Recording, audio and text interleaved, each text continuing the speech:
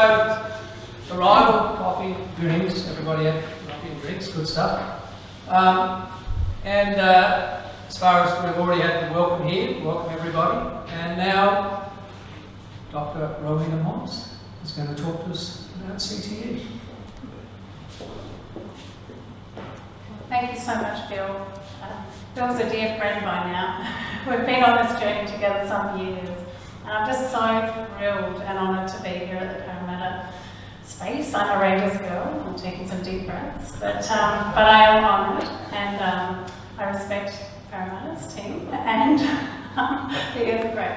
But yeah, I just think these are such important evenings. It's such a wonderful initiative to pull the leagues clubs together, to pull our efforts together to help, you know, your old mates in football and now of course women coming through, laying the foundations for really preventing CTE wherever we can, detecting it early and treating it really well, and hopefully a cure will be on the way. Only in the last 2 months, for example, we've seen the advent of Alzheimer's disease treatment to slow it down. So there is so much hope in this space. So we're targeting the amyloid protein in Alzheimer's. Next up is tau for Alzheimer's. CTE is a different tau protein that we're going to talk about. So yeah, I'm a cognitive neurologist. I'm a full-time clinician, completely independent. I have no financial ties or anything to declare. And I work at the Mater Hospital in Sydney. And I attended almost 8 years ago, the launch of the Australian Sports Brain Bank. So Michael Buckland's work with the neuropathology. And I just obviously knew immediately you're going to need a neurologist to help these people before death. You know, what are we going to do? We want to act and keep the quality of life and actually quantity of life too. So I became a clinical co-director, and then I established a program of research at Macquarie University called the Australian CTE Biobank, and our work, albeit under a different name, now continues at this, what I call the Emerald City, which is the Queensland Brain Institute, with a fantastic researcher called Associate Professor Fatima Nasrallah. And of course, you know, I've now got Wally Lewis as a patient, so it's all become a bit Queensland-centric, and even though of course I'm a Blues supporter, but you know, I have to cop that on the chin too sometimes. Thank you. So you've got my contact there, by the way, if you need it, rowena@mops.com.au. And we know from our sport, it's a percentage game. If we, you know, hit that golf ball to the water tank 10,000 times, we might be getting a bit better at what we do. And we know, in league, of course, you know, all the percentages add up. So this is the same as a thing called, you know, disease onset or loss of homeostasis. So homeostasis is when we're all very well and our cells are functioning really nicely. But after tackle, or hit after hit, an injury, microscopically in the brain, something changes where suddenly the neurons give up a bit, and their connections and the blood vessels in the brain. And, you know, and sometimes there might be such a dysfunction and a set of symptoms after a hit that you end up with a concussion. So it's actually the only difference between subconcussion and concussion is the symptoms. So subclinical is subconcussion, and it's still a traumatic brain injury. So you can have a brain injury when you're being tackled and you don't know about it, which is the scary bit. And in fact, the main game in terms of CTE risk is the amount of tackle, the amount of years of exposure, rather than the number of concussions. However, concussions, of course, really are important to treat. And the rule changes are magnificent, and the protocols that are in now and the rising awareness of it. I saw a concussion this week. I play hockey. It was a really big hit to the frontal area, and player was down. And you know, at least I think everyone really sort of knew what to do, but we've still got a way to go in education. So percentage gain, and we're all getting there here tonight through these sorts of events. And you can find more information on how to diagnose concussion at this website, concussionbig5.au.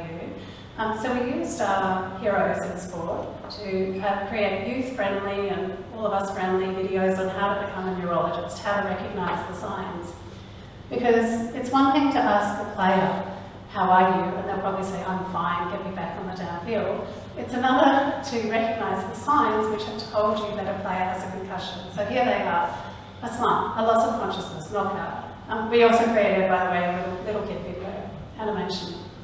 So slump, slow, they're really slow to rise. like my colleague in the hockey match. Slur of speech, just not quite right, delayed or slurred. Swaying, that ataxia grading that they give. By the way, I'm not sure you can grade concussion, but anyway, concussion's a concussion. And stun, which is that sort of confused appearance or walking the opposite way to where they're meant to be going. Super easy, you know they've had a concussion, there doesn't need to be any further assessment for diagnosis, but you might do follow up for their recovery and their well-being. And we do look for red flag signs. So that's things like vomiting, drop in the conscious state, increasing confusion where you think, my goodness, has there been a big bleed on the brain? So that's red flag signs. We look for them for emergency and CT scans. And we are seeing internationally the blood testing for concussion will probably come through. It may not be so much devices, eyeballs, etc. It's probably going to be blood tests on the spot, or saliva, etc. So this is what I'm talking about, the percentage gain overall for dementia. So the Lancet Commission is a lead organisation internationally for dementia, and they have 14 risk factors that we all can modify in life. And if we all did that, we'd reduce dementia by about 45%. So here they are, so early life, and it probably even starts, in utero as a fetus is developing. Things like exposure to alcohol, for example, or even pollution, who knows? And then there's the quality of education early, hearing, diabetes, smoking, high cholesterol, depression, high blood pressure, traumatic brain injuries there at 3%. That percentage of dementia being caused by TBI may be different, of course, for a lead community, who have repeated brain injury exposure. Of course, that percentage may be going up. In terms of CTE risk, if we take the American data, NFL, maybe it's about 10%. At the top levels, top echelons may have CTE. We don't know yet because we don't have the money to research yet. Anyway, it's all the common sense stuff like obesity, excessive alcohol, physical inactivity, social connection, that's really important, and air pollution, uncorrected visual impairment. So there's so much we can do, and the idea of the $11 million for the schools campaign with the federal government that we seem to be seeing coming through is to teach school-aged children in a friendly, pop science, neuroscience kind of way about their brain, looking after your brain for life. What can you do? So what is CTE anyway? I often get asked what's the difference between dementia and Alzheimer's or dementia and CTE. Dementia is that umbrella term to mean the neurons are being lost over time. There's a loss of connections in neurons. The subtype is where the Alzheimer's and CTE come in. There are apparently 100 causes of dementia. I'm not sure I see that many, maybe about 10 or 20 really in terms of the clinics. And we know that they are different proteins and they cause shrinkage of the brain, and eventually there's a loss of weight of the brain tissue itself. Literally not you, although that can be the case, but loss of brain tissue. And with that, a loss of function. So if we think about Alzheimer's, memory loss really early on, and that repetitiveness and just fleeting memory that gets worse and worse. And we'll talk about the changes in CTE. In fact, I'll just sit here. So memory is on the board, short-term memory loss, but more in the way of limiting and working memory. So you and I are learning here now, that's the kind of CTE difficulty. Once it's in the memory bank, not too bad, better than an Alzheimer's patient. Language is there, often learning, often the fragmentation, the lack of flow of language, the restriction in speech or paucity of speech, shall we say, is an early feature. Later on, you can get more across the board memory and across the board language on our testing. And frontal function. So early on, we see those memory and mood changes coming in. And later on, it's the sort of movement changes, so speech changes, and walking and strength and so on.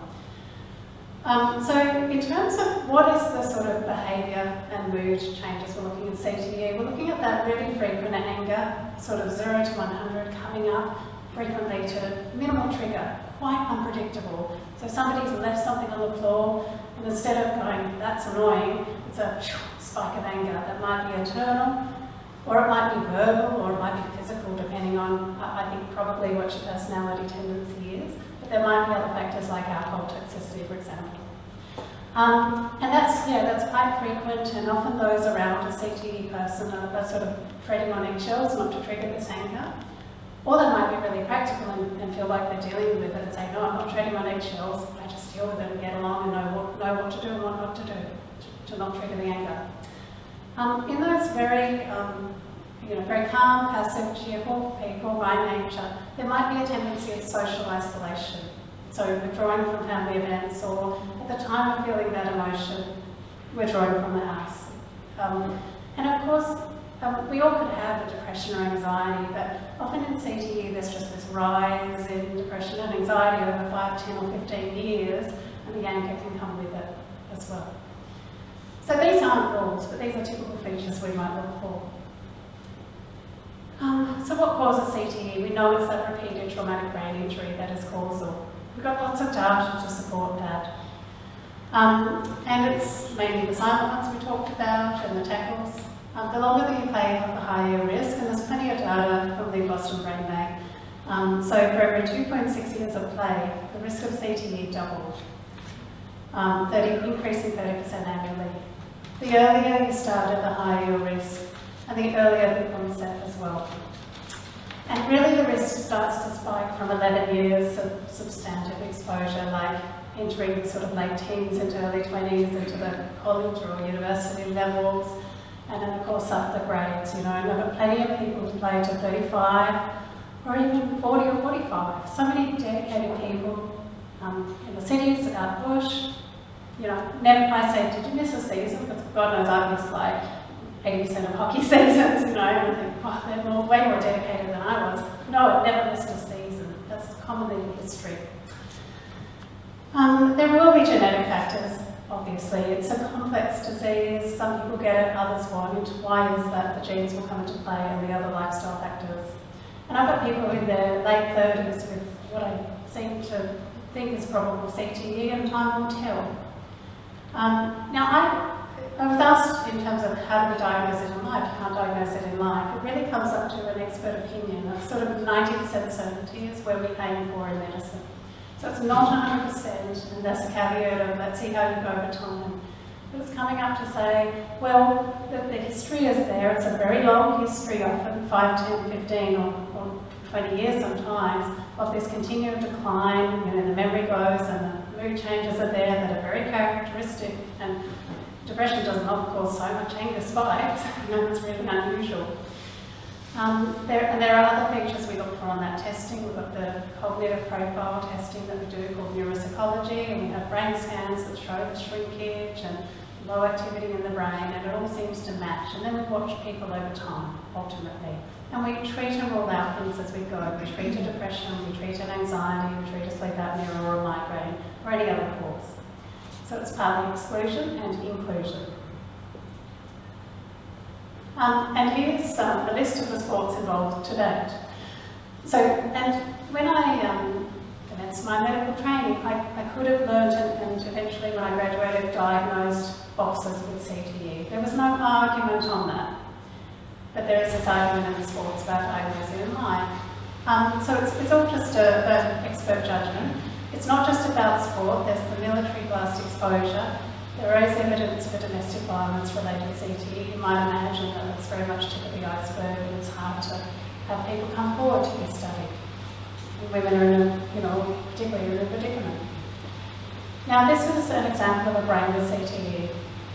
So here we can see stages 1 and 2, which are now known as low CTE, on the left. So that's where you've got just a few patches of brown tau staining, that tau protein. And it's accumulating at the top in those valleys, the crevices of the brain, and we think that they're mechanically vulnerable as the swelling of the brain. And gradually it spreads down south into the temporal lobes here, which is the memory centre, in stage 3 and then 4, which is high CTE. So the memory loss really can accelerate at that time, and then eventually into more of the frontal lobe and throughout the brain. So, and this is an opposite pattern to an Alzheimer's disease, which is the most common type of dementia overall. And to me, it's a very patchy condition under the microscope, and to me, neurologically, it's a very patchy condition for the symptoms that it causes and the changes on testing. And, sorry, I hope this is okay to show, but here's a normal brain on the left, and here's a brain on the right in terms of CTE and that shrinkage. You'll see this thing called atrophy, which is the gappiness and loss of weight.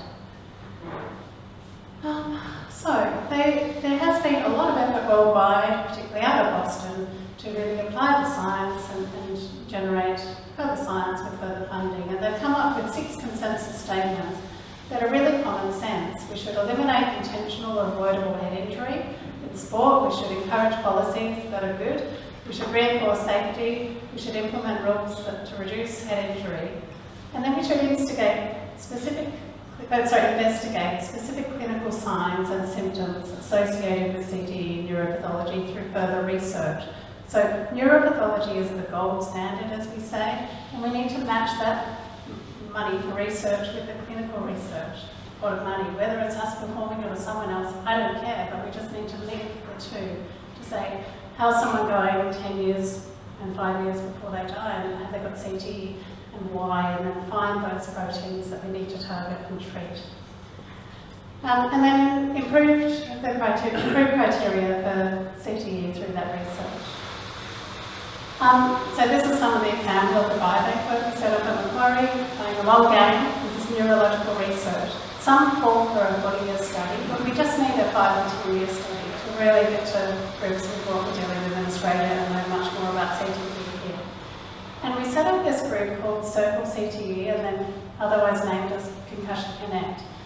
So I had an inkling that patients in one room and families in the other had very different needs, and that model of care, where we all sit in a circle and talk different conversations, would work really well. And it's guided by neurology and neuropsychology. And that's also helpful because CTE is a very archetypal or characteristic dementia. It's quite unique pattern of the symptoms that it causes, and each patient seems to have a very similar pattern, so they get along.